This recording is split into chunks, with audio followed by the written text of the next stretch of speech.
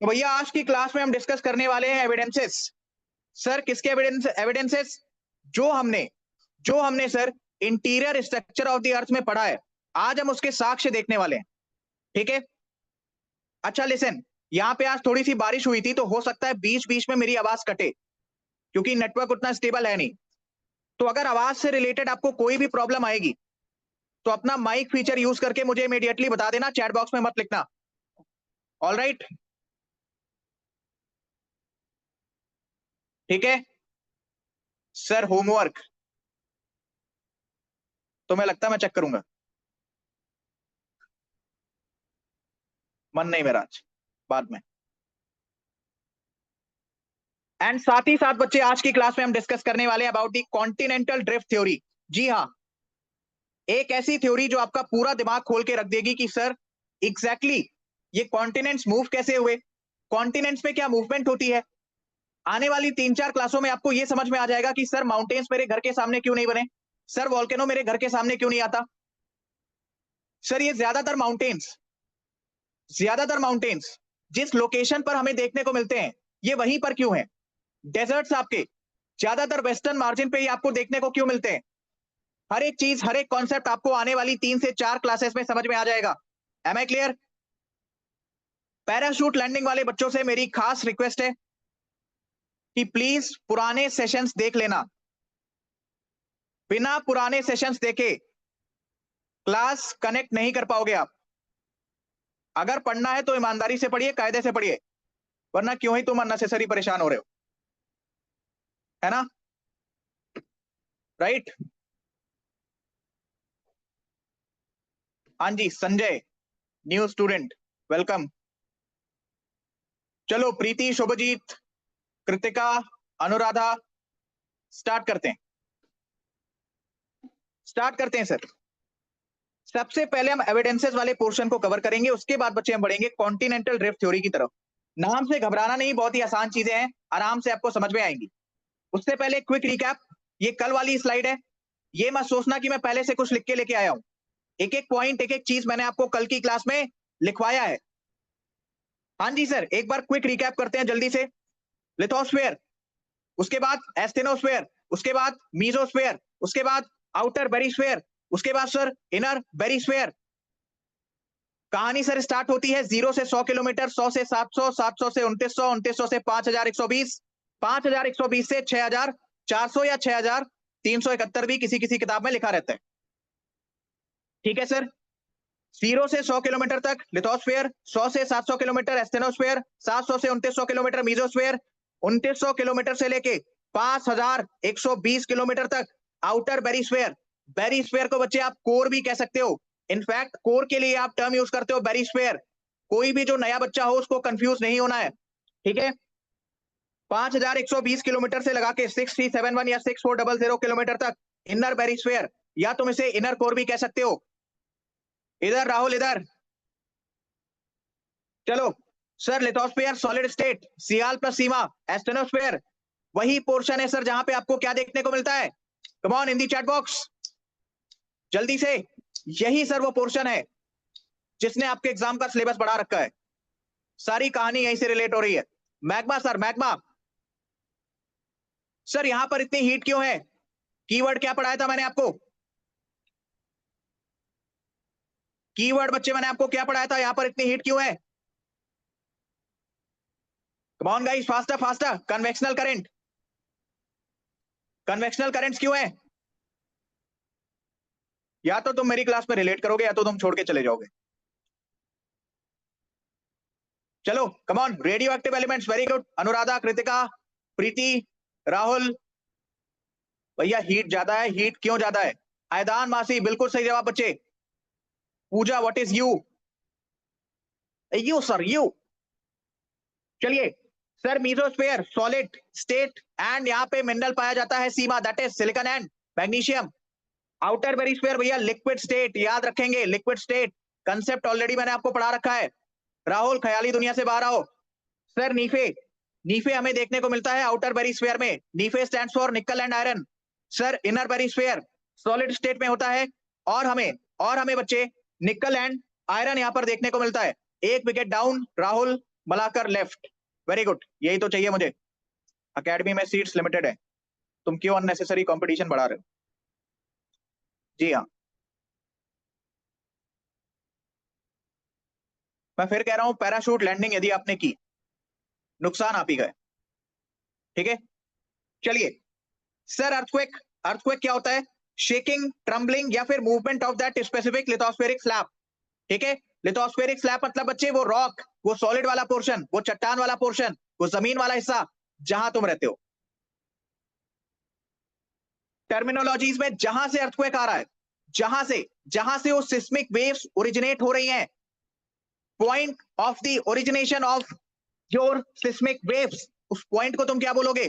Focus या फिर hypocentre. बहुत अच्छे सर। सिस्मिक वेव्स जहां पर सबसे पहले सतह से टकरा रही हैं, धरती की सतह से टकरा रही हैं, उस पॉइंट को तुम क्या कहोगे? AP centre. पूजा का जवाब सबसे पहले, फिर राहुल, फिर गुरप्रीत, समीक्षा, कृतिका, शुभम, अनुराधा, प्रीति। बहुत अच्छे, बहुत अच्छे। प्रीति बच्चे, एपी सेंटर की स्पेलिंग गलत है। ठीक है, मुझे एक चीज ये बताइए, क्या फोकस और एपीसेंटर परपेंडिकुलर होते हैं? यानी epicentre is the nearest point to the focus, क्या ये चीजें मैं कह सकता हूं? Epicentre is the nearest point to the focus. बिल्कुल सही सर। भैया, अंदर वेव्स की फॉर्मेट में चीजें ट्रेवल होती हैं, एनर्जी जो ट्रांसफर हो रही है वो वेव्स की फॉर्मेट में हो रही है। वेव्स का नाम है सर सिस्मिक वेव्स। दो प्रकार की होती हैं, जो अर्थ के अंदर है उन्हें हम कहते हैं बॉडी, जो सरफेस पर है a new set of waves, उसको बच्चे हम कहते हैं सरफेस वेव्स। डन। ये सब कहानी एनसीईआरटी के लाइंस। अगेन, फिर बच्चे हमने सिस्मिक वेव्स को थोड़ा सा देखा था। बॉडी वेव्स सबसे पहले हम उसमें देखेंगे। सेकेंडरी वेव्स में ऐसा कुछ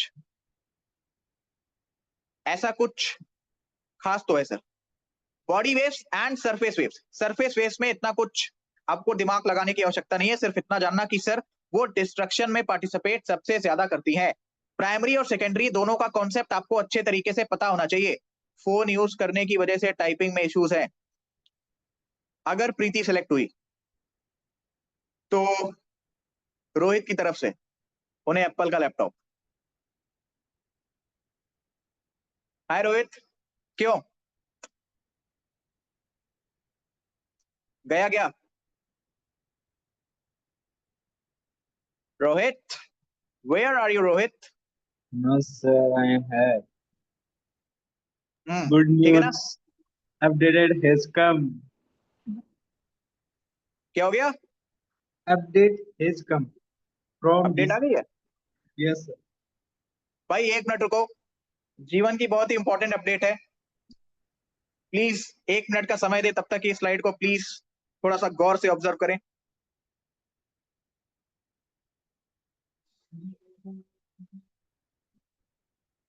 कहाँ अपडेट आ गई भाई?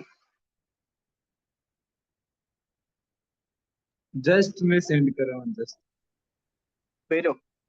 तब तक भैया, primary waves, first one two reach on the surface, compression and expansion. Longitudinal waves की तरह सर ये काम करती है।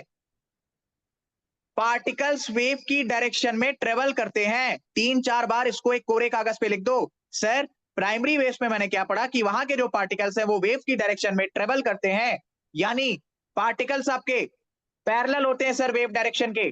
पार्टिकल सर आपके पैरेलल होते हैं वेव डायरेक्शन के। सॉलिड, लिक्विड और गैस, तीनों से आपकी प्राइमरी वेव्स पास करती हैं। Check, sir, check. Solid, liquid, gas.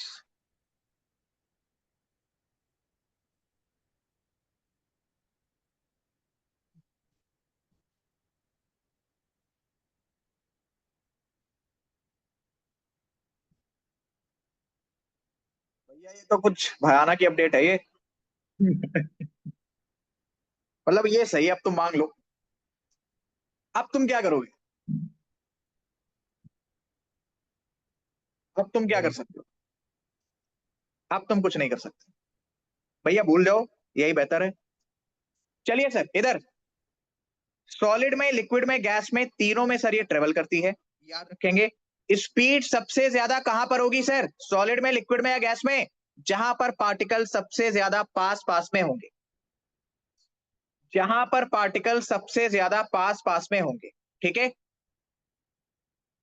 Secondary wave surface पर दूसरे नंबर पर पहुंचती है, to and fro movement transverse wave की तरह काम करती है, पार्टिकल परपेंडिकुलर होते हैं वेव डायरेक्शन के, सिर्फ और सिर्फ सॉलिड में ट्रेवल करती है, वाटर रिपल्स की तरह ही आपको देखने को मिलती है। भैया क्या इनका पाथ चेंज हो सकता है? बिल्कुल हो सकता है। क्या सर इनकी स्पीड चेंज हो सकती है? बिल्कुल हो सकती है। स्पीड कब चेंज होगी? जब इनकी डेंसिटी चेंज होगी। पाथ कब इनका चेंज होगा? जब सर इनका मीडियम चेंज होगा।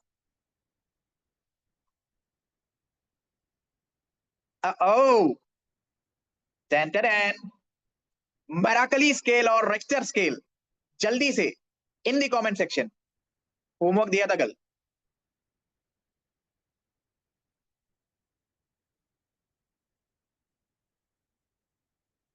मेराकली इंटेंसिटी, ओके।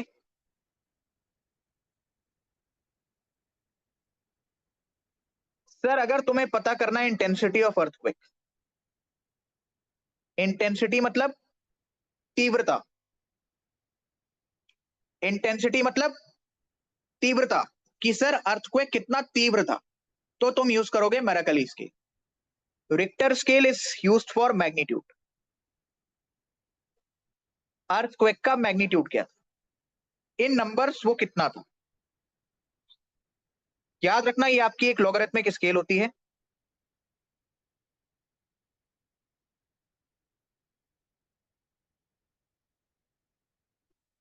लॉगरिथमिक स्केल,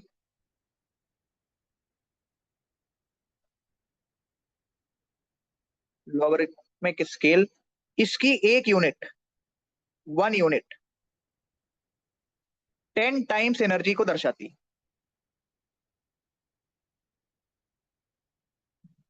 ठीक है, इसकी एक यूनिट 10 गुना एनर्जी को दर्शाती है।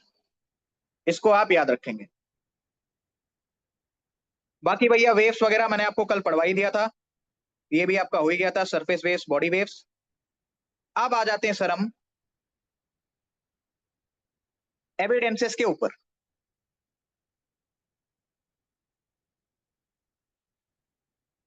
स्टार्ट करें सर एविडेंसेस।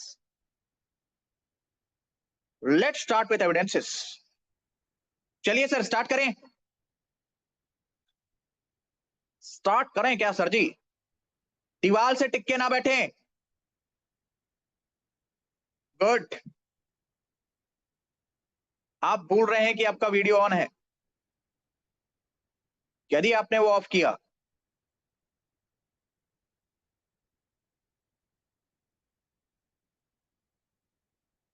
उसके बाद आप क्लास से बाहर। जी हाँ।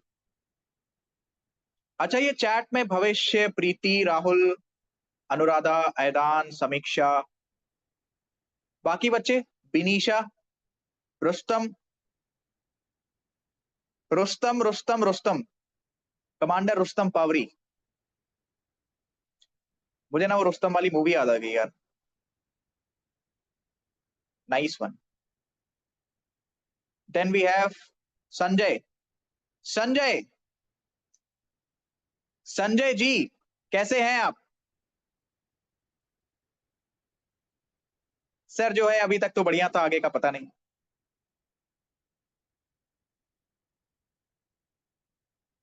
ओके चलो, भविष्य एंड बिनीशा along with रुस्तम, भैया वीडियोस जल्दी से दर्शन दे अपने एविडेंसेस। Ten ten.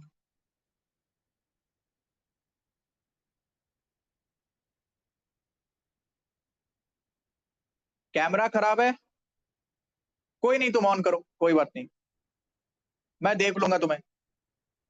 ऑन तो करो, एफर्ट तो मारो। खराब है वो चीज अपनी जगह, एफर्ट मारो। चलिए सर एविडेंसेस स्टार्ट करें हम। एवरीवन हेडिंग बना लिया आपने? Can we start evidences? Yes, बन गई हेडिंग।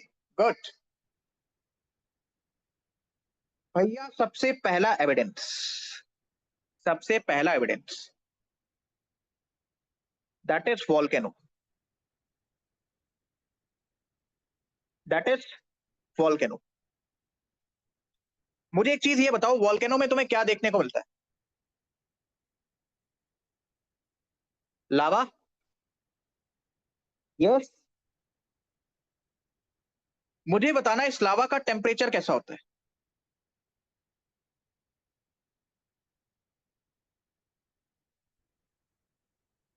टेम्परेचर कैसा होता है सर इसका? गर्म या ठंडा? गर्म या ठंडा सर, कम ऑन बताइए। हाई, गर्म, okay, okay, hot, very high, बहुत अच्छे भैया, हॉट होता है। कैसा होता है सर? हॉट होता है। All right, good Devasmita, good to see you. Hot होता है। अच्छा, ये लावा आ कहां से रहा है? कहां से आ रहा है ये? पृथ्वी के अंदर से, इंटीरियर से, राइट, अंदर से। इससे तुम क्या अंदाजा लगा सकते हो? फॉर एग्जाम्पल ये हो तुम,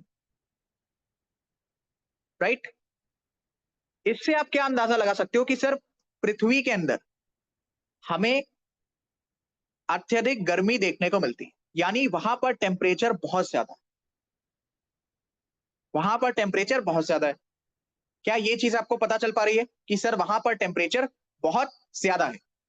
बिकॉज आप सर जहां पर खड़े हैं, सर मैं तो बैठा हूं, नहीं आप खड़े हैं, ध्यान से सुनिए, इमेजिन कि आप खड़े हो, खड़े हो जाओ, स्टैंड, आप खड़े हो गए जी। जहां पर आप खड़े हुए हो, जिस सतह पर हो, जिस सरफेस पर हो, जिस लैंड पर हो, जिस जमीन पर हो, क्या वो उतनी गर्म है कि तुम जल के राख हो जाओ? क्या वो उतनी गर्म है कि तुम जल के राख हो जाओ? The answer is no. लेकिन जब तुम लावा को ऑब्जर्व करते हो तो सर वो इतना गर्म है कि अगर उसको तुमने छुआ तो तुम्हारी उंगली गई।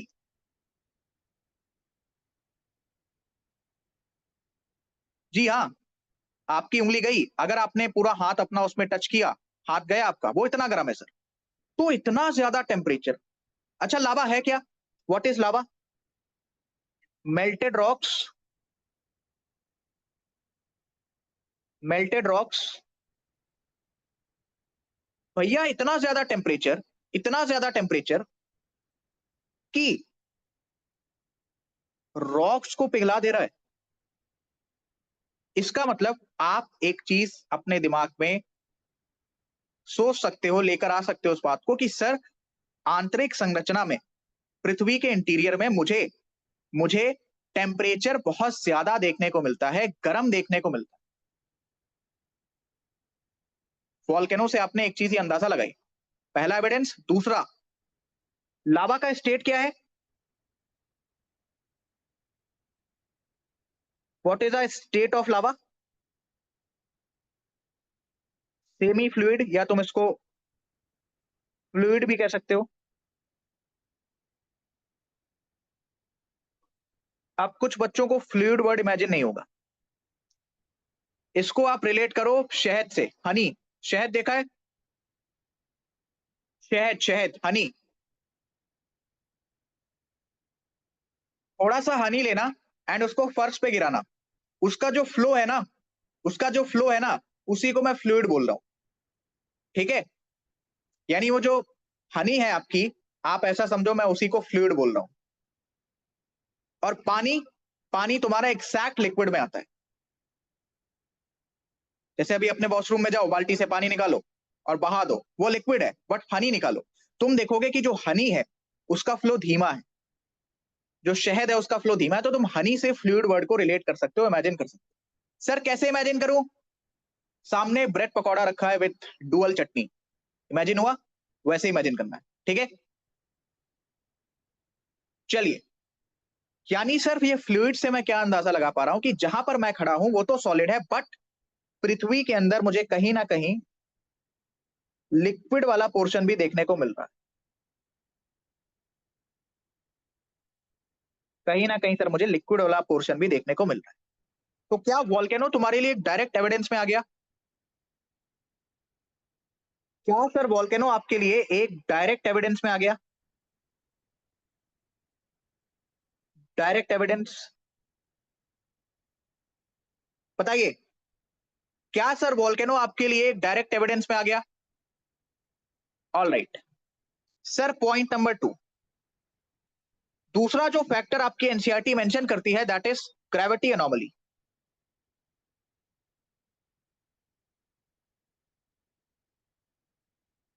ग्रेविटी एनोमली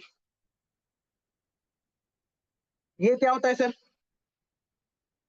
आपकी जो धरती है, आपकी जो धरती है, अगर उसमें हर एक चीज समान होती, सभी चीजें बराबर होती, कोई भी डिफरेंस हमें देखने को ना मिलता, तो सर पोल्स पर और इक्वेटर पर ग्रेविटी की वैल्यू डिफर कैसे कर सकती?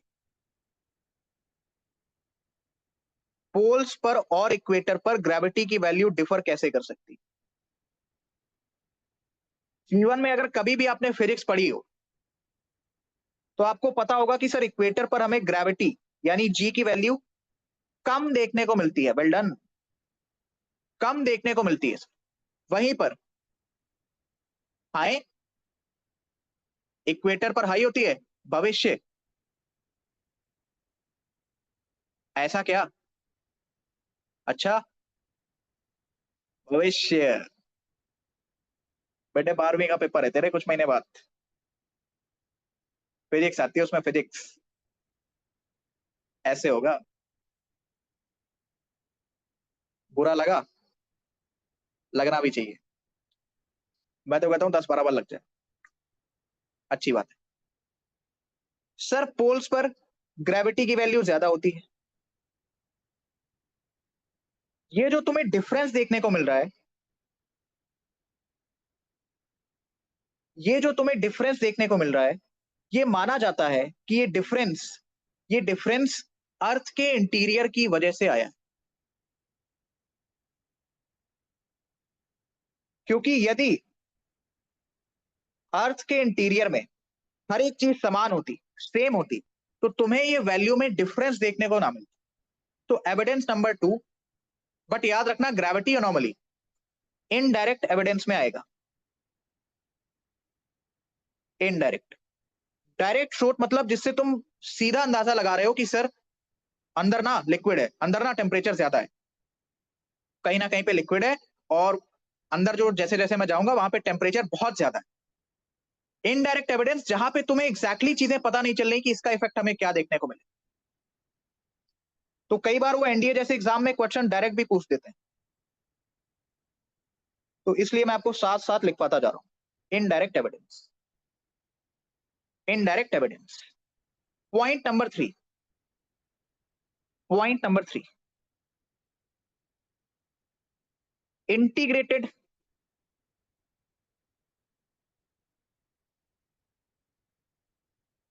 Integrated ocean drilling project. Drilling मतलब खुदाई करना।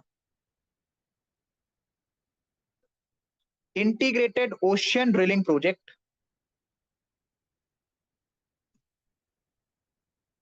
इंटीग्रेटेड ओशियन ड्रिलिंग प्रोजेक्ट कहां पे सर? कोला रीजन में।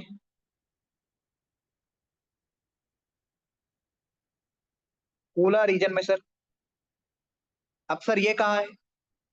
भैया Arctic ocean, Arctic ocean, Arctic ocean. ठीक है, आप सुनना ध्यान से। भैया यहां पर भी खुदाई वगैरह की गई, ड्रिलिंग वगैरह की गई, एंड काफी सारी चीजें आपको देखने को मिली,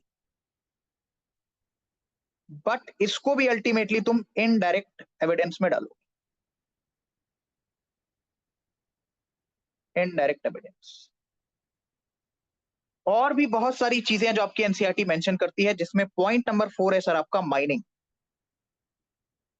माइनिंग से भी सर कई बार हमें बहुत सारी चीजें पता चल सकती। ये वो एविडेंसेस थे जिसपे तुम्हें बहुत ज्यादा फोकस नहीं करना है, वॉल्केनो को और ग्रेविटी एनोमली को छोड़ के। बस आपको याद करना है, इसको दिमाग में आपके होना चाहिए। By the way sir 4 evidence हो चुके हैं, जल्दी से लिखो चैट बॉक्स में, जल्दी से। उसके बाद ही मैं पांचवा और सबसे मेन एविडेंस आपको पढ़ाऊंगा, जिसमें लगभग 20 से 25 मिनट जाने वाले, लेकिन तभी पढ़ाऊंगा जब तुम चैट में लिखोगे। यदि आप ऐसा सोच रहे हैं कि ये फ्री की क्लास है, मेरा जब मन करेगा मैं आऊंगा, जो मन करेगा मैं वो करूंगा, आप गलत जगह पे आ गए। तुम यदि इस क्लास में आए हो तो तुम्हें पढ़ना पड़ेगा। नितिन कुमार लेफ्ट, हालांकि ये तो बैच वाला है, कोई नहीं। Rahul volcano, gravity anomaly, integrated ocean drilling project, mining, good. थोड़ा जल्दी लिखिए sir.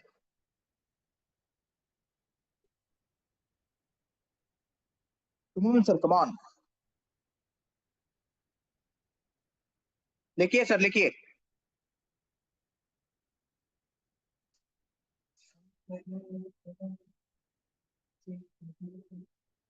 Volcano, gravity anomaly, integrated ocean, okay. भविष्य, रुस्तम, पूजा, गुरप्रीत, राहुल, प्रीति,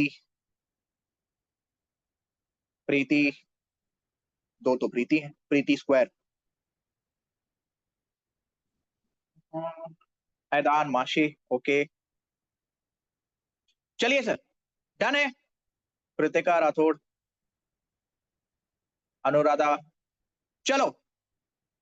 देबोस्मिता, वेरी गुड, बहुत अच्छे, बहुत अच्छे। माइनिंग इनडायरेक्ट बच्चे, माइनिंग इनडायरेक्ट। माइनिंग भी उन्होंने एनसीईआरटी इनडायरेक्ट में डालती है उसको, एनसीईआरटी मेंशन करती है, मैं क्या करूं।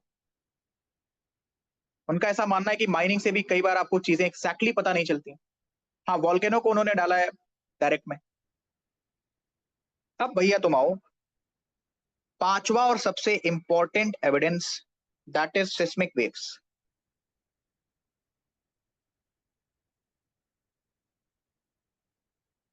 सिस्मिक वेव्स,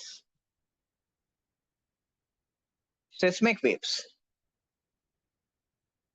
अच्छा, मुझे एक चीज ये बताओ, मैं यहां पर आपको एविडेंसेस पढ़ा रहा हूं पृथ्वी के अंदर के, यानी कि पृथ्वी की आंतरिक संरचना, interior structure of the earth में हमने जो भी चीजें पढ़ी हैं उसका एविडेंस मैं आपको पढ़ा रहा हूं। तो क्या यहां पर सरफेस वेव का काम आएगा? क्या सर यहां पर सरफेस वेव्स का काम आएगा? The answer is no. यहां पर बच्चे हमें पढ़ना है body waves.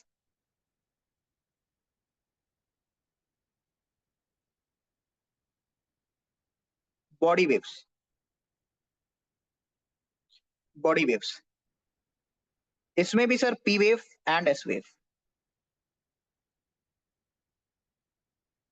P wave and S wave. अब मैं तुम्हें एक बार क्विक रिकैप इसका दे रहा हूं, चुपचाप देखो, इसके बाद हम आगे बढ़ते हैं। Sir P wave, P wave speed सबसे ज्यादा कहां पे होती है? सॉलिड में सबसे ज्यादा। सर ये सॉलिड से भी ट्रेवल करती है, लिक्विड से भी, और गैस से भी, राइट। सर इनका पाथ चेंज हो सकता है, डेविएट हो सकता है। कब? जब भैया मीडियम चेंज हो जाए,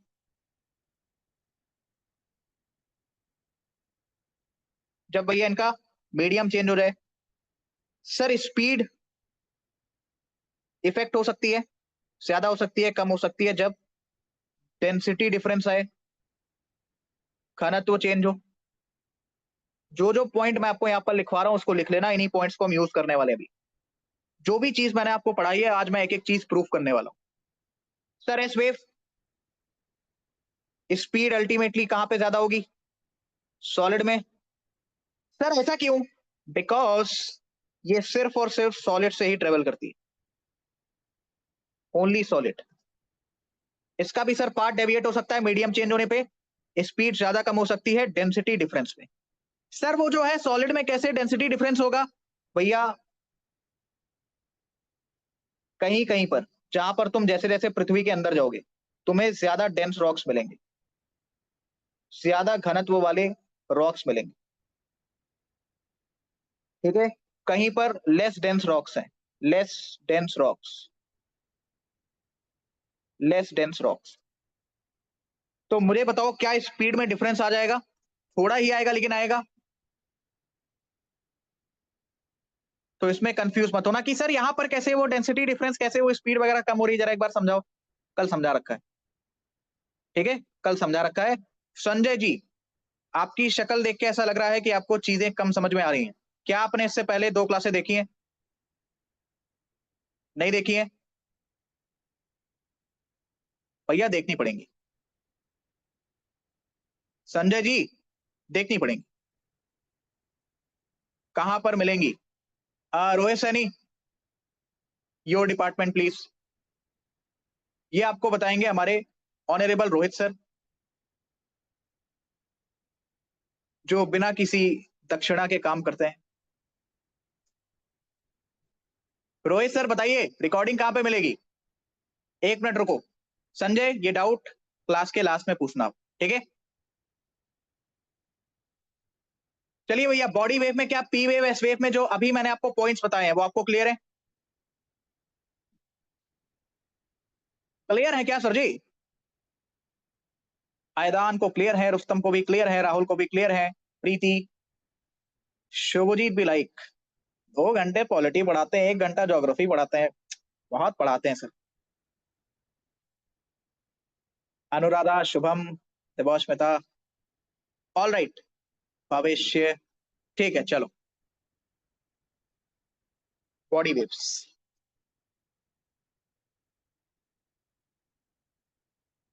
आप सुनना ध्यान से। ये भैया मैंने बनाया डायग्राम, ठीक है, ये सर मैंने बनाया डायग्राम, और मैंने लगा दिया सर यहाँ पे सिस्मोग्राफ। ये क्या है सर? सिस्मोग्राफ,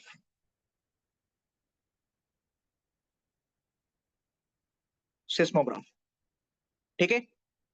क्या किया सर मैंने एक डायग्राम बनाया और यहां पर लगा दिया आपका सिस्मोग्राफ। सर ये डायग्राम किस चीज को रिप्रेजेंट कर रहा है?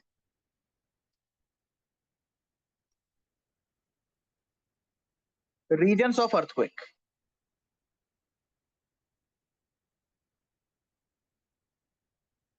EQ माने अर्थक्वेक। सर जो है मुझे कैसे पता चलेगा कहां पे अर्थक्वेक आने वाला है? भैया जहां आपकी प्लेट्स होंगी वहीं तो अर्थक्वेक के लिए आप सिस्मोग्राफ लगाओगे, कि अपने घर के सामने सिस्मोग्राफ लगाओगे? जहां पर प्लेट्स होंगी, जहां पे मार्जिन होंगे, वहीं पर तो तुम सिस्मोग्राफ लगाओगे, ठीक है। तो ये जो डायग्राम है ये रिप्रेजेंट कर रहा है रीजन्स ऑफ अर्थक्वेक को। जस्ट फॉर एग्जाम्पल, यहां से आपकी सिस्मिक वेव्स ओरिजिनेट होती हैं, सिस्मिक वेव्स ओरिजिनेट हो रही हैं।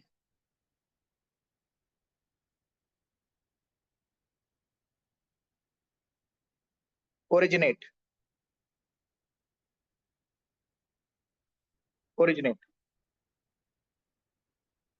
यहां पर सर सबसे पहले मैं एग्जांपल ले रहा हूं एस वेव का। यहां पर सर मैं सबसे पहले एग्जांपल ले रहा हूं एस वेव का। अभी के लिए पी वेव को अपने दिमाग से निकाल दो। What is S wave sir? Secondary wave. Point तुम्हें याद रहे कि सर ये सिर्फ और सिर्फ सॉलिड में ही ट्रेवल करती है, इसकी भी डेंसिटी में यदि डिफरेंस आता है तो स्पीड बदल सकती है एस वेव की। मीडियम चेंज होते ही एस वेव का पाथ डेविएट हो सकता है। आप सुनना ध्यान से। ऑब्जर्वेशन क्या हुई सर? जब सिस्मोग्राफ लगाया गया एंड आपकी एस वेव ओरिजिनेट हो चुकी, तो ऑब्जर्वेशन क्या हुई वो हमारे लिए इंपॉर्टेंट है। दैट इज कि ये जो वेव्स है ना, जैसे ये वाला सिस्मोग्राफ है, तो वेव्स को कुछ इस तरीके से आना था। Just give me a second. Waves को ना कुछ इस तरीके से आना था। सिमिलरली इधर भी वेव्स को कुछ इस तरीके से आना था। यानी कि यहां से जो आपकी वेव्स आ रही हैं वो रिकॉर्ड होनी चाहिए थी सिस्मोग्राफ नंबर 3 पर एंड सिस्मोग्राफ नंबर 4 पर। बट देखा क्या गया कि ये यहां पर ना रिकॉर्ड होके यहां कहीं रिकॉर्ड हो रही है, इस पॉइंट पर। ये भी सर यहां कहीं पर रिकॉर्ड हो रही है, इस पॉइंट। यानी पहला पॉइंट जो तुम देख पा रहे हो कि सर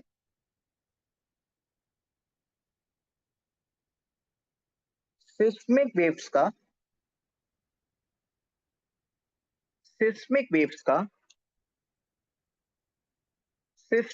क्या हो रहा है सर?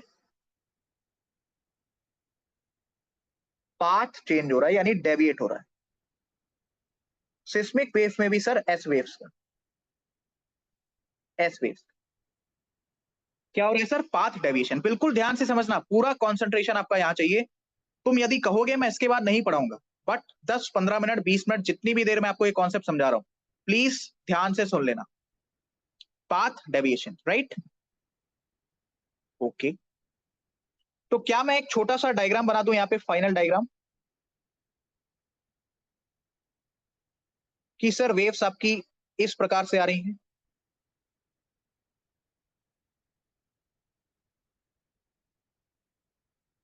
राइट? सिस्मोग्राफ लगा देता हूं।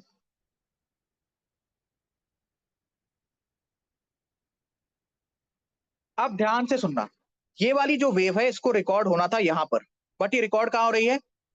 थोड़ा सा ऊपर।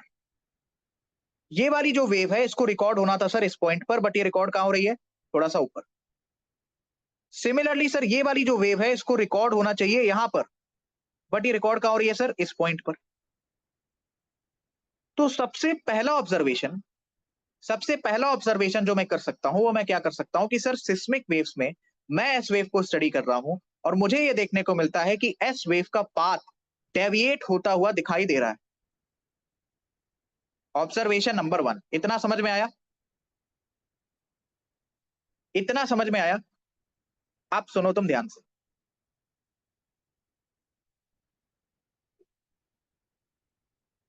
ठीक है? अब सुनना तुम थोड़ा ध्यान से।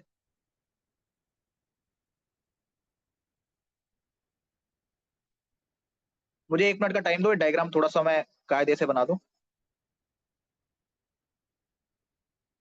Now good. उसके बाद लगभग लगभग 103 डिग्री के बाद, और यहां पर भी सर 103 डिग्री के बाद, ठीक है? अभी तुम इस डिग्री में कंफ्यूज मत होना, सिर्फ इतना समझो कि मैं एक मेजरमेंट पॉइंट ले रहा हूं। सर इसके बाद, ओके ठीक है शिवम, ओके। अब सुनो, सर यहां के सभी सिस्मोग्राफ एकदम खुश हैं। इसको अभी तुम मिटा दो, अननेसेसरी कंफ्यूजन होगा। यहां के सर सभी सिस्मोग्राफ बिल्कुल खुशी से झूम रहे हैं कि मुझे तो मिल गई सर सिस्मिक वेव्स। और यहां वाले बैठे हैं सर कि मेरे पास तो आई नहीं, मेरे पास तो सिस्मिक वेव्स आई नहीं। यही खनका था ज्योग्राफर्स को। कैसे सर? कि यार हमने पढ़ा है कि सिस्मिक वेव, हमने पढ़ा है सर सिस्मिक वेव आपकी आपकी कैसी होती है sir? Come on. Seismic wave में sir primary wave solid, liquid और गैस तीनों से पास करती है। सिस्मिक वेव में सर आपकी सेकेंडरी वेव सिर्फ और सिर्फ सॉलिड मीडियम से पास करती है। हमें यहां पर क्या देखने को मिल रहा है, यानी ज्योग्राफर्स ने क्या देखा कि ये जो नीचे वाले सिस्मोग्राफ है ना, इन पर वेव्स रिकॉर्ड हुई ही नहीं। इसका मतलब कि तुम्हारी एस वेव यहां तक पहुंची ही नहीं। What we can observe, point number second 1 2 3 4, कि सर पॉइंट 1 पर, 2 पर, 3 पर, 4 पर no S waves are recorded.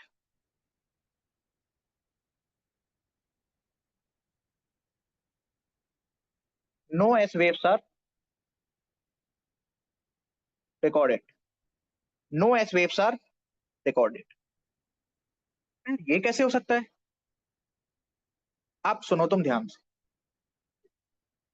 हमने क्या पढ़ा है सर अर्थ के इंटीरियर में कि outer core, that is outer barysphere is in liquid state.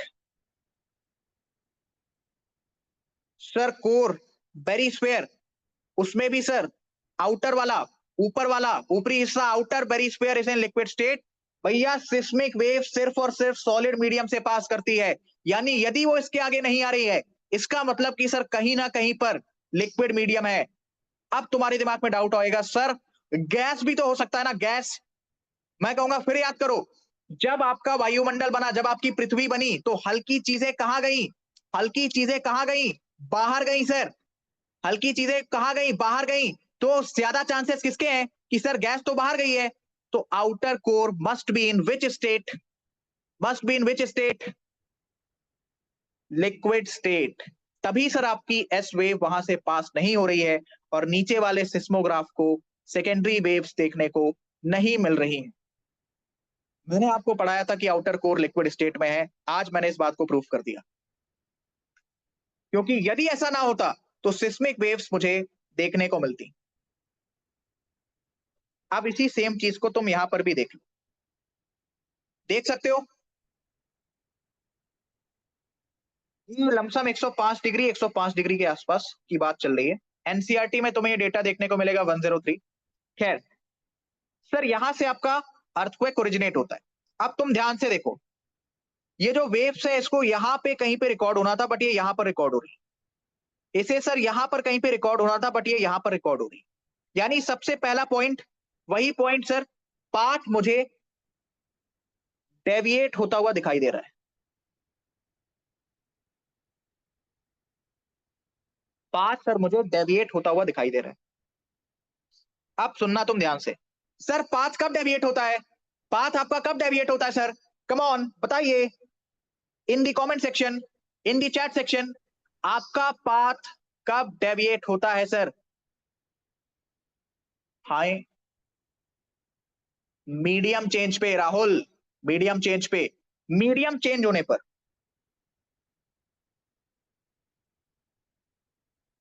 Medium change पर सर मैंने आपको क्या पढ़ाया है? मैंने आपको क्या पढ़ाया है कि सर ऊपर तुम्हारी एक लेयर है जो सेमी सॉलिड स्टेट में है, पढ़ाया है। यदि सर एस वेव्स अगर वहां से उस एरिया से पास हो रही हैं, इसका मतलब कि वहां पर सॉलिड का कुछ तो हिस्सा है, कुछ तो हिस्सा है सर, क्योंकि यदि वहां पर सॉलिड का हिस्सा ना होता तो एस वेव पास नहीं हो पाती। अगर एस वेव आपकी पास हो रही है इसका मतलब सर वहां पे सॉलिड का हिस्सा है, लेकिन पाथ में हमें डिफरेंस देखने को मिल रहा है। इसका मतलब कि सर वो कंप्लीटली सॉलिड तो नहीं हो सकता। अब तुम्हारे पास ऑप्शन क्या बचा कि सर वो हो सकता है कि सेमी सॉलिड में हो, और वो सेमी सॉलिड में ही होता है। पहले मैंने तुम्हें ये बात पढ़ाई, आज मैंने तुम्हें ये बात प्रूफ कराई।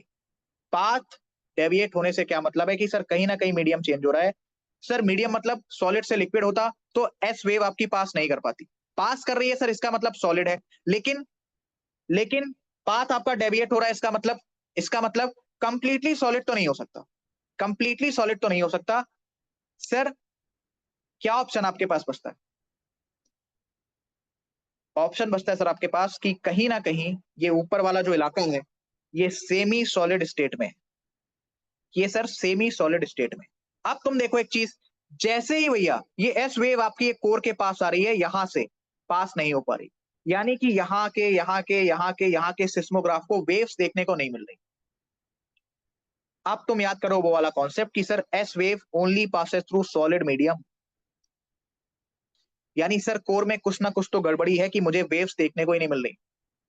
जब तुम्हारी धरती बनी तो वायुमंडल एटसेट्रा गैसेस वगैरह सब कुछ हल्की चीजें बाहर की तरफ गई, तो ज्यादा चांसेस किसके हैं कि outer core must be in liquid state, hands proofed. इसको कहते हैं कंसेप्ट का कंसेप्ट। बैच में मैंने ना एक लाइन इन्हें रटवा के रखी है, कंसेप्ट का कंसेप्ट पढ़ा करो तुम, इसको कहते हैं सर कंसेप्ट। अब सुनना ध्यान से, जिस एरिया में सिस्मोग्राफ लगे हुए हैं वहां पर तुम्हारी वेव्स रिकॉर्ड नहीं हो पा रही, क्या वहां अंधेरा छा जाएगा? शैडो जोन बन जाएगा? तो सर एस वेव का इतने दूर में तुम्हें शैडो जोन देखने को मिलता है। या नीचे लिखा हुआ है no direct S waves received here. Sir ऐसा जोन जहां पर डायरेक्टली मुझे एस वेव या सिस्मिक वेव्स देखने को नहीं मिल रही। एस वेव यहां पर मतलब है भैया सेकेंडरी वेव से, ठीक है, सेकेंडरी वेव से। सर शैडो जोन क्या होता है? जहां पर मुझे सिस्मिक वेव्स डायरेक्टली देखने को नहीं मिल रही हैं, जहां पर वो रिसीव नहीं हो पा रही, उस एरिया को सर मैं कहता हूं शैडो जोन। सर ये कितना होता है? लमसम 105 डिग्री से लेके 105 डिग्री तक। 105 डिग्री से लेकर 105 डिग्री तक। क्या तुम्हें बात समझ में आ गई? तो सर यहां पर मैं नोट्स कैसे लिखूंगा, ध्यान से सुनो। What we have observed is this.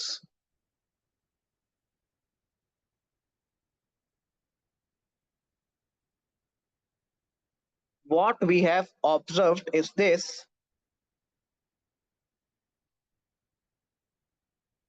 No direct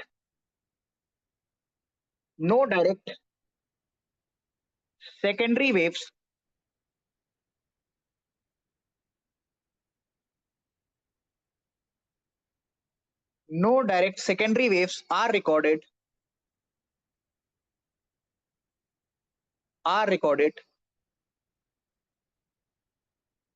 between 105 degree से लेके 105 degree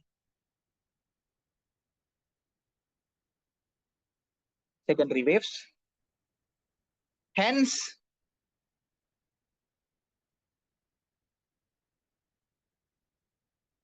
we conclude that outer core must be in liquid state. Must be in liquid state, and that is why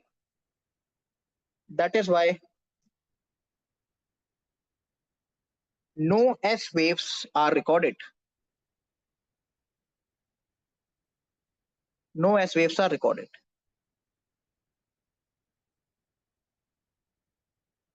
ये मैंने तुम्हें इस डायग्राम के reference में लिखवाया है, छाप लो।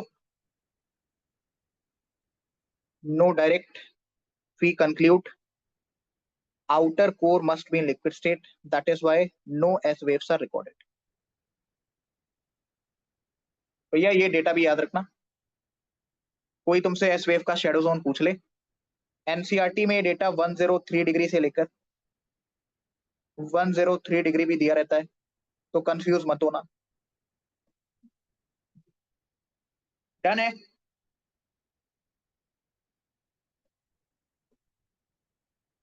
अब मुझे सबसे पहले ये बताओ कितनों के दिमाग में चीज नहीं बैठी?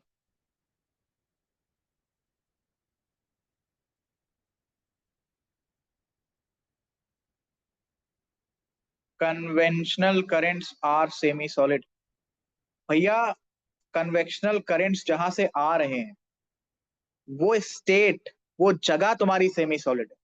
कन्वेंशनल करंट्स आपके सेमी सॉलिड कैसे हो सकते हैं यार? पहले तो कन्वेंशनल नहीं कन्वेक्शनल होता है। कृतिका, समीक्षा, विनीशा, शुभजीत, गुरप्रीत, देवोष्मिता, प्रीति, ऐदान, राहुल, आप लोग को समझ में आया? आप लोग को समझ में आया? ऑनेस्टी के साथ बताओ, नहीं आया मैं एक बार रिपीट कर दूंगा, कोई बड़ी बात नहीं।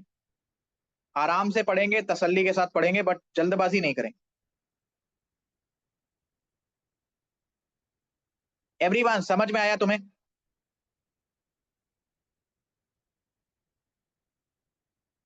प्लीज कोई डाउट है तो बता दो, समझ में आया?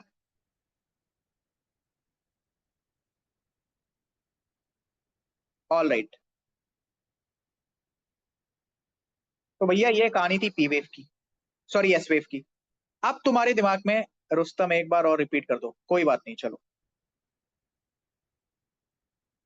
इस डायग्राम को तुम ऑब्जर्व करो, इस डायग्राम को तुम ऑब्जर्व करो। सिस्मिक वेव्स को सर इस तरीके से आना चाहिए, ठीक है, बट वो उनका पाथ डेविएट हो रहा है, वो सर यहां रिकॉर्ड हो रही है। इस वेव को सर इस तरीके से आना चाहिए बट उसका पाथ डेविएट हो रहा है सर, वो यहां रिकॉर्ड हो रही है। यानी तुम सबसे पहला ऑब्जर्वेशन सिर्फ इतना करो कि मुझे सिस्मिक वेव्स का पाथ डेविएट होता हुआ दिखाई दे रहा है।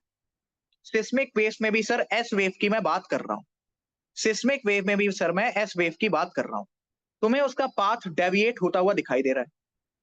अब तुम आओ इस कॉन्सेप्ट के ऊपर, तुम्हारा पाथ कब डेविएट हो सकता है? जब तुम्हारा मीडियम चेंज हो, जब तुम्हारा मीडियम चेंज, ठीक है। यदि यहां पर पाथ आपका डेविएट हो रहा है, इसका मतलब कहीं ना कहीं मीडियम में मुझे चेंज होने को मिलता है, चेंज मुझे दिखाई पड़ रहा है, चेंज महसूस हो रहा है। अब तुम खुद सोचो चेंज क्या हो सकता है।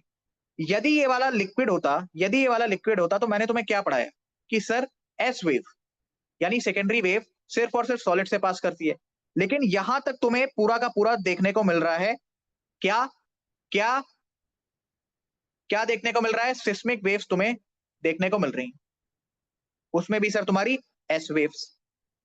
ठीक है। गड़बड़ी कहां से स्टार्ट हो रही है, कोर से।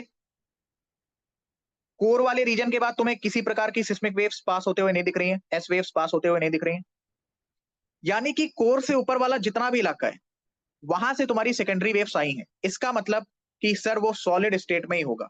बट क्योंकि तुम्हें उसका पाथ डेविएट होता हुआ दिखाई दे रहा है, यानी कि कहीं ना कहीं सर मीडियम भी चेंज हुआ होगा। अगर मीडियम चेंज हुआ है तो क्या वो लिक्विड या गैस हुआ होगा? बिकॉज यदि ऐसा हुआ होता तो सिस्मिक वेव्स को पास नहीं होना, एस वेव्स को पास नहीं होना। बताओ रुस्तम, कनेक्टिविटी बनानी पड़ेगी, कनेक्टिविटी बनानी पड़ेगी। रुस्तम बताओ, रुस्तम आ गया? ठीक है, गुड। अब सुनो ध्यान से, ज्यादा चांसेस किसके हैं, ज्यादा चांसेस किसके हैं? सॉलिड में भी अगर मुझे मीडियम चेंज होता हुआ देखने को मिल रहा है, यानी सर कहीं ना कहीं हो सकता है सेमी सॉलिड वाला पोर्शन। मैंने तुम्हें ऑलरेडी पढ़ा रखा है कि sir asthenosphere semi solid state में होता है, ये बात आज मैंने प्रूव कर दी। अब तुम देखो कोर में, कोर में भैया ये पास ही नहीं हो रही तुम्हारी सेकेंडरी वेव्स। सर ऐसा कब हो सकता है? जब आउटर कोर का स्टेट चेंज हुआ हो, लिक्विड या गैस। अब तुम कहोगे सर गैस क्यों नहीं हो गया, आपने गैस क्यों नहीं पढ़ाया? याद करो जब तुम्हारी धरती बन रही थी तो हल्की चीजें एटमॉस्फेयर में गई थी, वायुमंडल में गई थी, गैसेस वायुमंडल में गई थी, तो ज्यादा चांसेस किसके हैं, लिक्विड होने के। मैंने तुम्हें पढ़ा रखा है कि sir outer core is in liquid state. Seismic waves या यहाँ पे तुम एस वेव के एग्जांपल से भी समझ सकते हो, जहां पर वो डायरेक्टली रिकॉर्ड नहीं हो पा रही, उस एरिया को जहां पर अंधेरा छा जा रहा, उस एरिया को तुम क्या कह रहे हो, उस प्लेस को तुम क्या कह रहे हो, शैडो जोन। तो सर एस वेव का शैडो जोन यानी वो कौन सा एरिया है जहां पर एस वेव्स डायरेक्टली रिकॉर्ड नहीं हो पा रही हैं? सर वो एरिया है 105 डिग्री से लेके 105 डिग्री तक। आई समझ? एनसीईआरटी तुम्हारी मेंशन करती है 103 डिग्री से लेके 103 डिग्री तक। क्लियर है, समझ में आया? अभी क्लियर है भैया रुस्तम? You have to connect these dots. मैं कह रहा हूं इस क्लास को दोबारा से देख लेना, नुकसान नहीं हो जाएगा, बहुत सारी चीजें क्लियर हो जाएंगी और अच्छे से। ठीक है। अब तुम्हारे दिमाग पे क्वेश्चन आएगा कि सर ठीक है एस वेव तो मैं मानता हूं कि सिर्फ और सिर्फ सॉलिड से ही पास होती थी, इस वजह से उसका क्या बन गया, क्या बन गया, शैडो जोन। बट यहां पी वेव का शैडो जोन क्यों बन रहा है, ये भी तो बताओ सर। अब तुम सुनो ध्यान से, यहां पर भी तुम्हें क्या पाथ में डेविएशन देखने को मिल रहा है? क्या सर तुम्हें यहां पर पाथ में डेविएशन देखने को मिल रहा है? यस और नो? क्या बच्चे आपको यहां पर पाथ में डेविएशन देखने को मिल रहा है, यस और no? Yes. Observe this diagram. जैसे ही सर ये कोर में जाती है,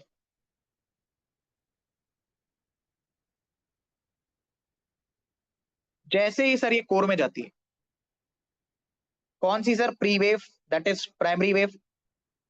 जैसे ही बच्चे वो कोर में जा रही है, अगेन तुम्हें उसका पाथ डेविएट होता हुआ दिखाई दे रहा है। वेव्स ऐसे आ रही थी, बट यहां पर जाने के बाद ऐसे आनी चाहिए, ऐसी आनी चाहिए, बट हो क्या रहा है सर, ये आपके सामने है। क्या हो रहा है सर, ये आपके सामने है, तुम्हें पाथ डेविएशन अगेन देखने को मिल रहा है। यानी कि अच्छा, पाथ डेविएशन कब होता है अगेन?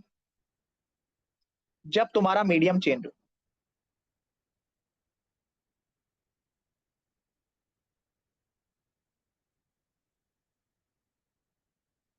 जब तुम्हारा मीडियम चेंज हो। क्या सर हमने पढ़ा है यहां पर पाथ डेविएशन क्यों है सर?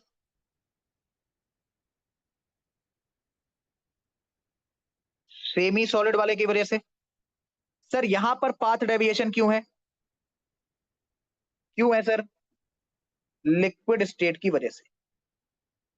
लेकिन यहां पर तुम्हारा जो पाथ डेविएट हुआ है, क्या उसकी वजह से कुछ सिस्मोग्राफ तुम्हारे ऐसे बच जाएंगे जहां पर ये पी वेव्स नहीं जा पा रही हैं?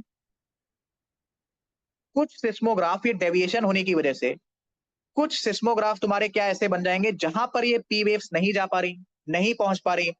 जहां पर वो नहीं रिकॉर्ड हो पा रही बच्चे, उन्हीं को तो हम कहते हैं शैडो जोन। तो पी वेव का शैडो जोन कितना है सर? 105 डिग्री से लेके 145 डिग्री तक। कहीं कहीं पर तुम्हें देखने को मिलेगा 105 डिग्री से लेकर 142 डिग्री तक। अब मुझे आप खुद सोच के बताओ, किसका शैडो जोन बड़ा है? किसका शैडो जोन बड़ा है, एस वेव का या पी वेव का? गुरप्रीत कौर का जवाब सबसे पहले आया है, दैट इज एस वेव का। बिल्कुल सही बच्चे, बिल्कुल सही। बाकी लोग, समीक्षा, good, come on guys, come on, come on guys, come on, बताइए, बताइए, बताइए सर। Very good. भविष्य, दिवस्मिता, शुभजीत, शुभम, रुस्तम, भविष्य, विनीशा। ओके, ओके, इतना क्लियर है आपको? इतना क्लियर है बच्चे? इतना क्लियर है सर? आप सुनना ध्यान से भैया, शैडो जोन से रिलेटेड आपको कुछ पॉइंट्स लिखने हैं। ये क्या हो गया? हाँ, शैडो जोन से रिलेटेड बच्चे आपको कुछ पॉइंट्स लिखने हैं। सबसे पहला पॉइंट, एस वेव का शैडो जोन कितना है?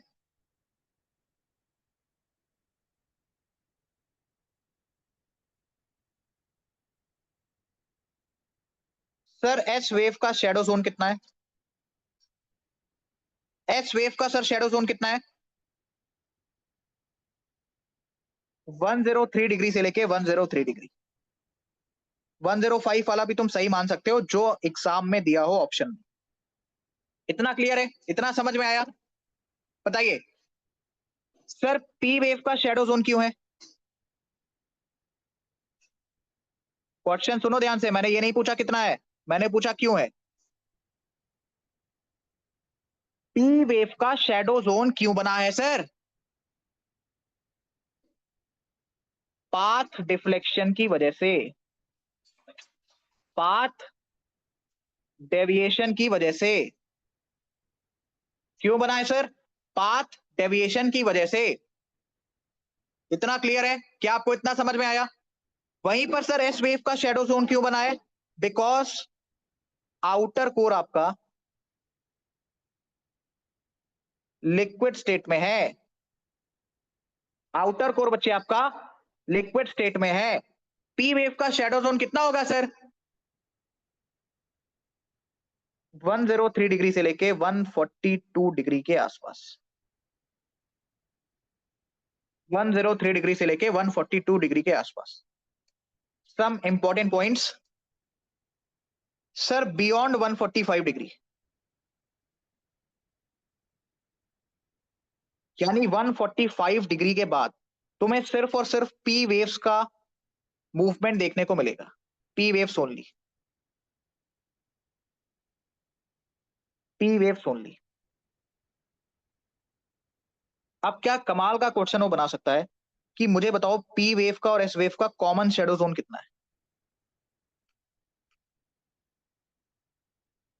पी वेव का और एस वेव का कॉमन शैडो जोन कितना है? द आंसर इज 105 डिग्री से लेके 145 डिग्री। डन। भैया आपका शैडो जोन एस वेव का ज्यादा बड़ा है, पी वेव का थोड़ा सा छोटा है। एस वेव का शैडो जोन इतना बड़ा है कि लगभग 40% उसने कवर करके रखा है अर्थ का। 40%। क्या सर? 40% उसने कवर करके रखा है अर्थ का। क्या आपको इतना समझ में आया? अब सुनो, ये सब जब मैंने तुम्हें पढ़ाया तो इससे आपको एक चीज क्या पता चल गई? इससे सर आपको एक चीज क्या पता चल गई कि हमारे अर्थ में क्या एक सिंगल मीडियम है? क्या सर हमारे अर्थ में एक सिंगल मीडियम है? सर पाथ आपका डिफ्लेक्ट हो रहा है। सर सिस्मोग्राफ में आपको वेव्स कई पॉइंट्स पर देखने को नहीं मिल रही, तो क्या सर हमारा अर्थ एक सिंगल मीडियम से बना है? The answer is a big no. A big no. क्या सर हमारा अर्थ एक सिंगल मीडियम से बना है? The answer is big no. भैया तुम सो नहीं सकते मेरी क्लास में। मेरी आवाज की रफ्तार कब तेज होगी आपको इसका अंदाजा भी नहीं होगा। चलिए सर, मुझे चीज प्लीज ये बताइए, क्या मेरे बैकग्राउंड से किसी भी प्रकार की कोई भी आवाज आपको देखने को मिल रही है? बताइए, क्या मेरे बैकग्राउंड से किसी भी प्रकार की कोई भी आवाज आपको देखने को मिल रही है? मिले तो प्लीज बता देना, कई बार आवाजें आ जाती हैं। हाँ, तो मैं आपको क्या समझा रहा था कि क्या सर आपकी अर्थ एक सिंगल मीडियम से बनी है? The answer is a big no. क्या सर अर्थ में आपकी डिसकॉन्टिन्यूटीज हैं सर? क्या सर आपकी अर्थ में डिसकॉन्टिन्यूटीज हैं सर? क्या सर आपकी अर्थ में डिसकॉन्टिन्यूटीज हैं sir? The answer is a big yes. A big yes. A big yes. तो सबसे पहले मैं आपको डिसकॉन्टिन्यूटीज लिखवा देता हूं। एक सिंपल सी ट्रिक मैं आपको उसकी बता दूंगा, दिमाग में बैठा लेना। तुम्हें भैया इसके लिए पता होना चाहिए क्रस्ट, मेंटल और कोर की कहानी। सर वो तो मतलब हमें रट सी गई है, बहुत अच्छी बात है। तो भैया क्रस्ट के दो भाग, upper crust and lower crust. Upper crust and lower crust. Sir lower crust के बाद आपका क्या आएगा? Upper mantle. क्या आएगा सर? लोअर क्रस्ट के बाद बच्चे आपका क्या आएगा? Upper mental. Sir upper mantle के बाद आपका क्या आएगा?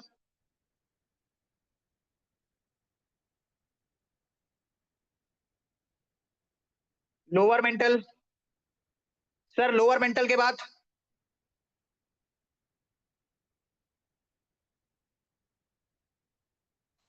Outer core. आउटर कोर के बाद इनर कोर।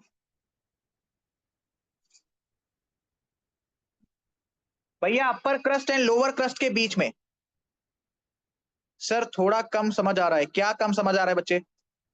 ये आपको ऐसे नहीं समझ में आएगा। जिन्हें समझ में आ रहा है उन्होंने इससे पहले दो क्लासें देखी हैं। संजय जी,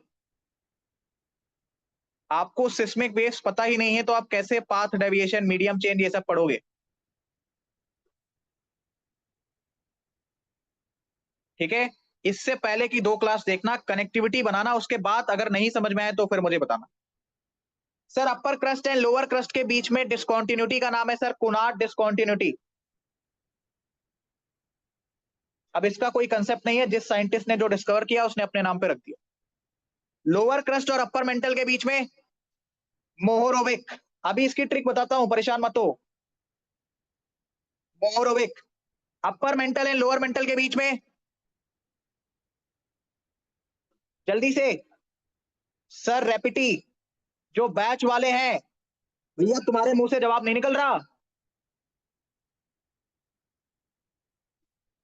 ठीक है, अपर मेंटल और लोअर मेंटल के बीच में sir Repetti. Lower mantle and outer core के बीच में गुटेनबर्ग सर।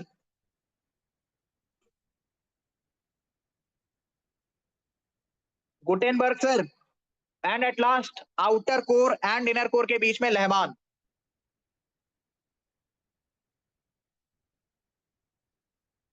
इसकी भैया अब आप सुनो ट्रिक, सिंपल सी ट्रिक है सर। सीएम राहुल गांधी और एक बड़ा सा L. C M Rahul Gandhi legend, C for Conrad, M for Mohorovicic, R for रेपिटी, G for Gutenberg, L for Le Mans. शर्त क्या है कि तुम्हें ये पूरा सिस्टम याद होना चाहिए कि सर अपर क्रस्ट के बाद लोअर क्रस्ट, लोअर के बाद अपर मेंटल के बाद लोअर मेंटल के बाद आउटर के बाद इनर कोर। अगर तुम्हें ये पूरा सिस्टम याद है, डिसकंटिन्यूटी से रिलेटेड एक भी सवाल तुम्हारा एग्जामिनेशन में गलत नहीं हो सकता। डिसकंटिन्यूटीज मैं interior structure of the earth के बाद भी आपको पढ़ा सकता था, बट मुझे आपको ये कॉन्सेप्ट समझाना था कि डिसकंटिन्यूटीज एग्जैक्टली आती कैसे हैं और इसका एविडेंस क्या है कि सर ये है। तो एस वेव को सर हमने यूज किया आउटर कोर को प्रूफ करने में कि सर ये लिक्विड में है। पी वेव को बच्चे हमने यूज किया कि सर पृथ्वी में डिसकंटिन्यूटीज हैं, मीडियम डिफरेंट है तो सर उनकी डेंसिटीज भी डिफरेंट है। दैट इज वाई हमें पी वेव का भी शैडो जोन देखने को मिल रहा है सर। जी हाँ, अपनी तसल्ली के लिए तुम एनसीईआरटी पढ़ सकते हो। मैं एक बार आपको रीड करवा देता हूं। Earthquake waves get recorded in seismograph located at far off locations। किसी स्पेसिफिक लोकेशन पे तुम डालोगे। However, there exists some specific areas where the waves are not reported. Such a zone where the waves are not reported, बड़ा कर लो तुम इसको। Such a zone where the waves are not reported is called shadow zone। जी हाँ, ठीक है, is called shadow zone। ये देख लो, it was observed that the seismographs located at any distance within 105 from the epicenter recorded the arrival of both P waves and S waves। ठीक है, बाकी figure वगैरह मैंने आपको ऊपर ही दिखा दिया था, इसमें कुछ ऐसा खास है नहीं। S wave is, हाँ, shadow zone of S wave is much larger than that of P waves। P waves appear as a band around the earth between 105 and 1045। okay, shadow zone is not, हाँ, shadow zone of S wave is not only larger in extent but it is also little over 40% of the earth surface। ठीक है भैया, 40% इसने cover करके रखा है। ध्यान से सुनो, इसको भी देखना। Seismographs located beyond 145 from epicenter, epicenter मतलब वो सरफेस से बात कर रहा है। Seismographs located beyond 145 from the epicenter recorded the arrival of P waves, but not that of S waves। यही तो मैंने तुम्हें यहाँ पे लिखवाया कि भैया आ गया, हाँ, beyond 145 degree there are only P waves। ठीक है, so the zone between 105 and 145 from epicenter was identified as the shadow zone for both types of waves। क्या मैंने तुम्हें यहाँ पर लिखवाया? कॉमन शैडो जोन 105 से लेके 145 डिग्री तक। भैया एनसीईआरटी के एक एक लाइन नोट्स है आपके लिए, कायदे से तुम पढ़ लो बस। अब भैया आज की क्लास में आपकी डिसकंटिन्यूटीज हो गई, कॉन्सेप्ट ऑफ शैडो जोन हो गया, एविडेंसेस क्लियर हैं। एक बार जरा सारे एविडेंसेस, कम ऑन सर। पहला एविडेंस बताइए बताइए, वोल्केनो।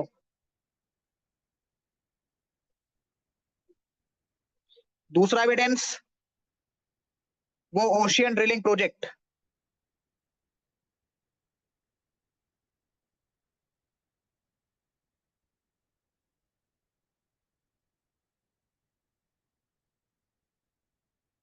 भैया वोल्केनो हो गया, ओशियन ड्रिलिंग प्रोजेक्ट हो गया आपका। तीसरा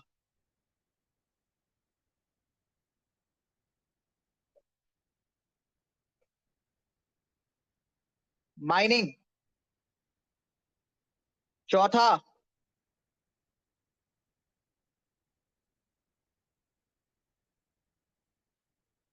gravity anomaly.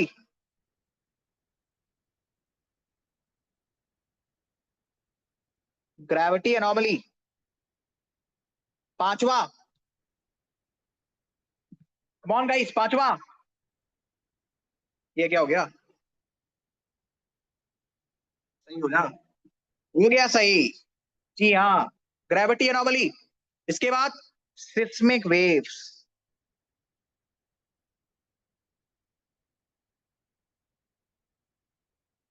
Concept of shadow zone.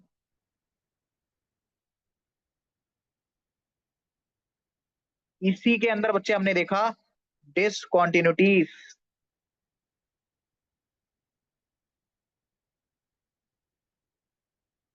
याद रखना, वो एक वर्ड और यूज कर सकता है कि हमारी अर्थ क्या होमोजीनियस है क्या? होमोजीनियस मतलब क्या एक समान है? The answer is no. Very good Prince, very good Aidan, बहुत अच्छे बच्चे, बहुत अच्छे, शाबाश। Right. Shadow zone. Sir seismic wave में हमने एस वेव को यूज किया, ओसी यानी कि आउटर कोर को समझने के लिए। साथ ही साथ बच्चे हमने पी वेव को यूज किया ये प्रूफ करने के लिए कि सर हमारी पृथ्वी में डिफरेंट डिफरेंट मीडियम्स हैं। यदि ऐसा ना होता तो पी वेव तो भैया तीनों से पास करती है, उसका शैडो जोन बनना ही नहीं था। ठीक है। इसी के साथ एविडेंसेस वाला पोर्शन आपका समाप्त होता है। जो भी मैंने आपको पढ़ाया था दोनों लेक्चर में, आज मैंने वो बातें प्रूफ कर दी।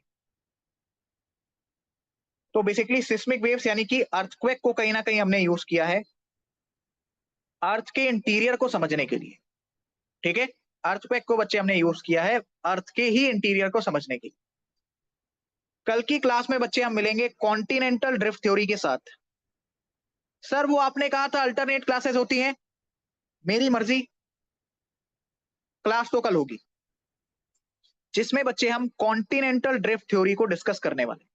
इसके बाद भैया आपका प्लेट टेक्टोनिक थ्योरी। क्या सर? प्लेट टेक्टोनिक थ्योरी एक क्लास इस पे जाएगी। Volcano and landforms, volcano and landforms मैं आपको एक क्लास में करवा दूंगा। रॉक्स एंड टाइप्स, तुम्हारी 4 क्लासेस और बची हैं लिथोस्फीयर सेक्शन की। फिर बच्चे हम मूव करेंगे क्लाइमेटोलॉजी वाले पोर्शन पे।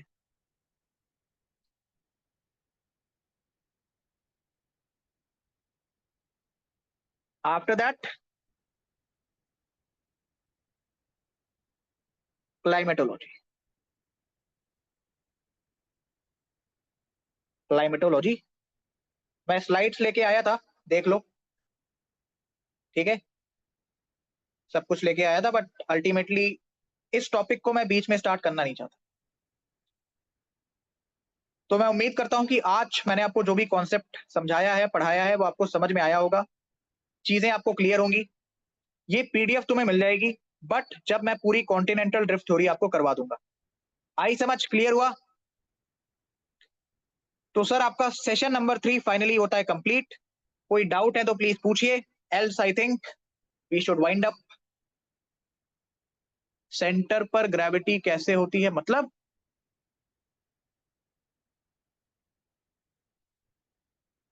भैया रुस्तम मोर देन इनफ है।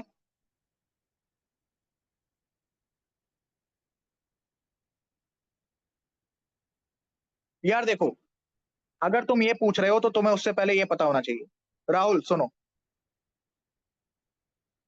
जो तुम मुझसे पूछ रहे हो उससे पहले तुम्हें ये पता होना चाहिए g is inversely proportional to 1/r²। अगर तुम्हें ये पता है तो बताओ, अभी बताता हूं मैं। नहीं पता है तो मेरे फिजिक्स के सेशंस का वेट करो। ठीक है, नहीं पता है तो मेरे फिजिक्स के सेशंस का वेट करो। पता है तो बताओ, तुरंत बताता हूं कि ग्रेविटी कैसे कहां कम ज्यादा होती। G is, let me write it dark, inversely proportional to 1/r²। पता है तो बताओ, वरना भैया फिजिक्स के सेशन में ग्रेविटेशन नामक चैप्टर में पढ़ लेंगे हम। Tan tan.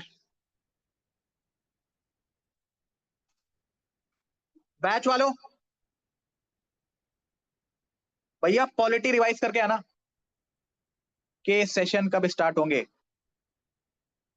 बच्चे रुस्तम सभी सब्जेक्ट्स मुझे ही पढ़ाने हैं, इंग्लिश को और मैथमेटिक्स को छोड़ के, जीएस के। तो जो सब्जेक्ट मैंने उठाया है मेरा ये मानना है कि पहले उसको तसल्ली से खत्म करते हैं फिर दूसरे सब्जेक्ट की तरफ हम बढ़ेंगे। ठीक है रुस्तम? मैंने एक चीज सोची है कि आप लोगों को अब डेली टास्क देने हैं। टेलीग्राम चैनल के ऊपर। डेली टास्क आपको मिल जाया करेंगे मेरे साइड से। आपका दिन में टारगेट सिर्फ इतना होगा कि आप उन टास्क को कंप्लीट करें। बैच वालों, तुम्हारा भैया शेड्यूल पहले से ही डिसाइड है, सब कुछ पहले से ही बना हुआ है, तो बैच वाले कृपया उस चीज को अवॉइड करेंगे। जो बच्चे सिर्फ और सिर्फ स्पेशल क्लासेस के भरोसे हैं, उन्हें ही वो टास्क को कंप्लीट करना है। ऑल राइट, क्लियर है? क्लियर है बच्चे? आज तुम अपने माइक फीचर का इस्तेमाल कर सकते हो। तुम भी क्या याद रखोगे? Alright sir. कर लो भाई, कर लो। Yes sir.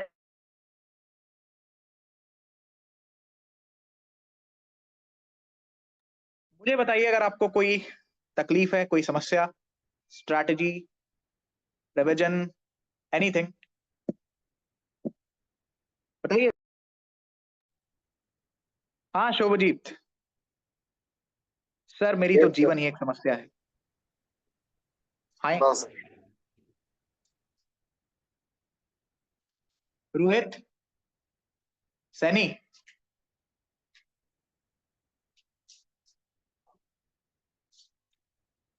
रोहित आप हैं यहाँ? नहीं है सर। ओके। भविष्य? Yes sir. बढ़िया सब। यस। चलो रुस्तम, विनीशा, भविष्य, प्रीति, रुस्तम, शुभजीत, राहुल, कृतिका, समीक्षा, वाइंड अप करें। Yes sir. Yes sir. मेरी एक बात हमेशा याद रखना, यदि आप रिवीजन नहीं कर रहे हैं तो बहुत मुश्किल है। तुम्हें क्रैश कोर्स के चक्कर में जाना है, वन शॉट मैराथन में फिजिकल ज्योग्राफी करनी है, वन शॉट मैराथन में पॉलिटी करनी है। एक बार ट्राई करके देख लेना, ज्यादा कुछ नहीं होता, एक अटेम्प्ट में चीजें आपको समझ में आ जाएंगी। ठीक है? एक अटेम्प्ट में चीजें आपको समझ में आ जाएंगी कि सर एक्चुअल में कैसे होने वाला है, कैसे करते हैं। ठीक है? और जीएस में तो गलती से भी तुम्हें गलती करना मत। क्रैश कोर्स वाली, मैराथन वाली, कायदे से 3 महीना मेहनत करके देखो। पेपर में बैठना, तुम्हें स्वयं पता चल जाएगा कि आपने सही किया है गलत किया। ठीक है? ठीक है sir? Right sir. Yes sir. चलो वाइंड अप करें। Yes sir. आज का सेशन कैसा लगा, समझ में आया?